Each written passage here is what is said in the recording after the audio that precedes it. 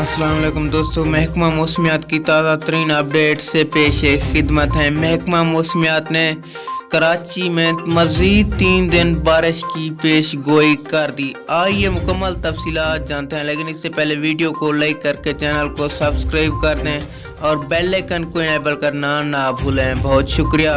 महकमा मौसमियात का कहना है कि 24 से 27 सितंबर तक कराची में मजीद बारिश रहने का इम्कान है। इन्होंने ये भी बताया कि दिन की इब्तदा में शहर कैद में गर्मी पड़ेगी। दोपहर के बाद मजीद अच्छी बारिश की तवक्को है।